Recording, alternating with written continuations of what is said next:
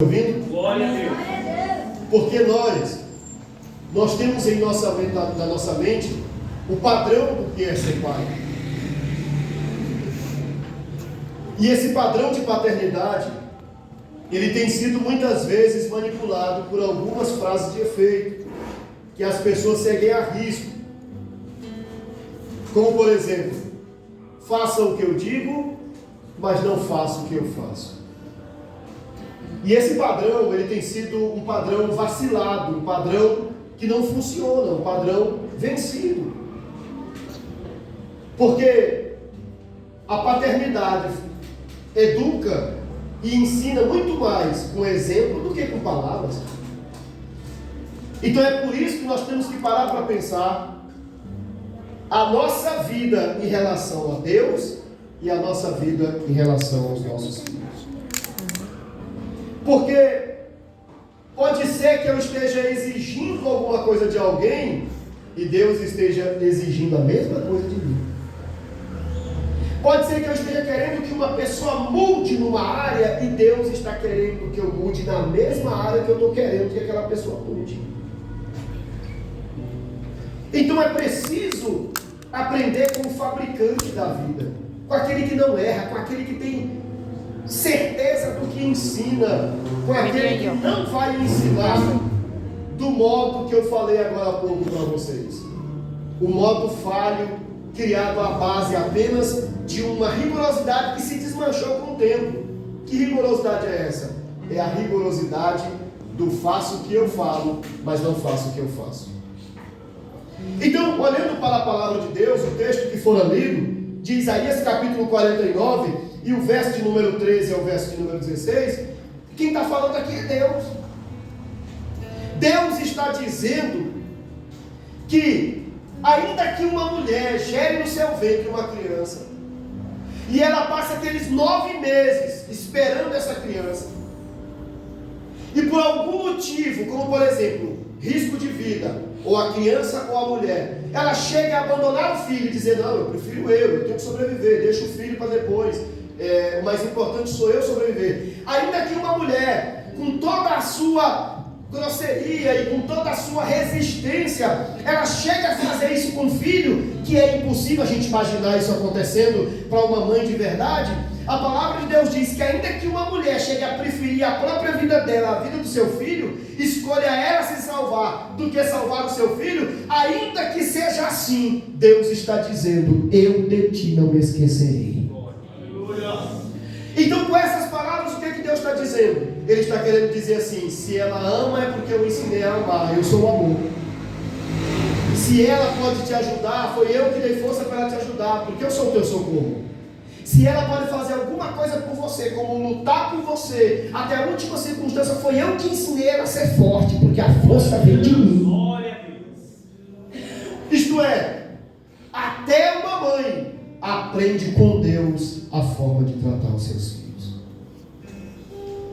Então a origem é Deus, o princípio é Deus, a resposta para a nossa vida, para aquilo que nós buscamos como a orientação, a direção certa é Deus. E quando é que nós começamos a errar? Quando nós tentamos fora de Deus, quando nós tentamos sem a presença, nós tentamos baseado no que a minha avó dizia, no que os meus amigos dizem, no que as pessoas comentam, nunca vai dar certo. Você sabe por que nunca vai dar certo?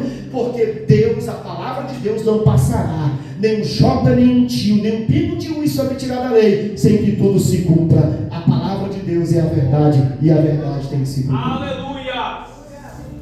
Então, quando nós olhamos para a palavra de Deus, nós começamos a pensar assim, quem está ouvindo o pastor falar de amém? Amém. Será que tem algum modelo que falhou? A gente fica pensando, será que tem algum modelo na Bíblia que mostra que a pessoa, ela queria do jeito dela e deu errado? Está cheio de exemplos na Bíblia, de exemplos que deram errado. Eu vou escolher para você o exemplo do filho pródigo. O exemplo do filho pródigo é o seguinte, um rapaz bem criado, filho de uma boa família, vivia dentro da casa do pai, mas ele ficava pensando assim, poxa, eu tenho mais capacidade do que isso, do que ficar só dependendo do meu pai para tudo. Eu já posso administrar a minha vida, eu já tenho condição financeira para isso, eu posso imitar, eu tenho capacidade de organizar a minha vida. Só que para isso ele tinha, escute, ele não pensou, mas é como se ele criasse assim um documento imaginário, assinando o atestado de óbito do pai dele. Porque uma vez que você mora na casa do seu pai, e o seu pai ainda é vivo, você não pode pedir a herança sua, porque o seu pai ainda não se tornou ausente da herança. Ele ainda é papel presente, ele ainda tem a mesma autoridade, ele ainda é o seu pai, é o mesmo teto. E quando alguém tenta anular a figura do pai da sua própria vida, essa pessoa queimou metade da sua própria história. Essa pessoa tirou metade da sua própria história. Então ela vai querer fazer a história dela sozinha. E isso é meio perigoso, porque ela não leva referência. Por que muitas pessoas usam a seguinte frase?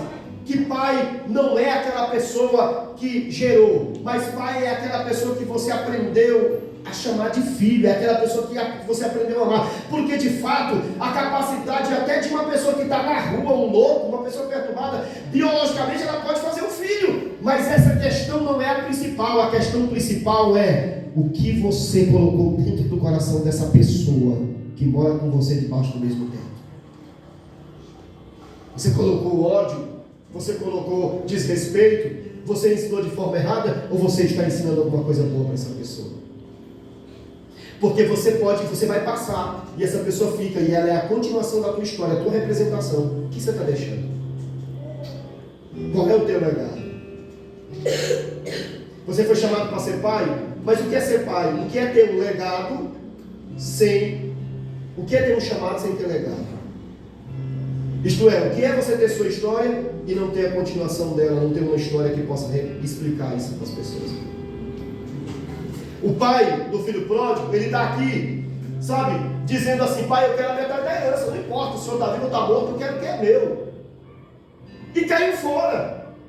E ele foi viver as experiências dele do jeito que ele achava que a vida responderia para ele. E nós que estamos aqui hoje lendo a história do filho pródigo, é fácil. O difícil é não fazer como ele fez. Porque pode ser que alguém esteja me ouvindo aqui e tenha feito a mesma coisa. Ele saiu da casa do pai como alguém que parece que criou asa para voar, abandonou a casa do pai, não quero mais nem saber, agora vou viver minha vida, vou fazer do meu jeito, agora sim eu vou ser feliz. O que foi que aconteceu com ele? Ele quebrou a cara. Ele começou a passar por um período de necessidade, porque o que ele levou, que era a herança do pai, acabou. E ele começou a passar fome, e ele começou a passar vexame, e ele começou a procurar a situação mais baixa para ele, que era se alimentar das bolotas dos porcos. Ou seja, os porcos comiam melhor do que ele. Isso foi o que ele carregou. Mas sabe por que isso? O que a Bíblia Sagrada diz? Honra o teu pai e a tua mãe. Então tu te irá bem todos os dias da tua vida, se prolongarão os teus anos de vida e terás paz na tua caminhada. O que foi que aquele rapaz fez? Desonrou o pai, porque assinou um documento, ainda que só na mente, não era um papel, ainda que só na mente, como se o pai tivesse morrido, e por isso ele carregou a metade da herança com ele. Então naquele momento ele estava desonrando e não honrando. E a Bíblia Sagrada diz que aquele rapaz chegou a um estado de miséria tão grande, a ficar se alimentando com as bolotas dos porcos, tão miserável, sem amizade, sem pessoas próximas dele, que o que ele, da consciência dele, ele pensou assim: sabe quando é que eu vou mudar? Sabe quando é que a minha vida vai mudar? Sabe quando é que eu serei feliz? Quando eu corrigir o erro que eu pratiquei. Quando eu tiver coragem, a humildade de ir até a casa do meu pai e dizer para ele: pai, pequei contra o céu e contra ti, já não sou digno de ser chamado como teu filho, me recebe pelo menos como um dos teus empregados. E quando ele deixou apenas só de pensar e começou a praticar o que ele estava pensando, ele foi exatamente até a casa do pai dele. E quando ele chegou lá, que ele disse as palavras que ele tinha ensaiado: pequei contra o céu, pequei contra ti, não sou digno de ser chamado teu filho, me recebe pelo menos como empregado. O pai olhou para ele e viu o mesmo filho que tinha embalado nos braços, o mesmo filho carente de amor, o mesmo filho carente de aprendizagem, o mesmo filho necessitado de cuidado. O pai não olhou para ele com um olhar menor, porque aquele pai representa Deus, e Deus não faz acepção de pessoa. Ele só quer um coração quebrantado e humilde que se aproxime dele, e todos os teus erros serão apagados, e você recomeça de novo, porque todo dia Deus dá chance para as pessoas na terra.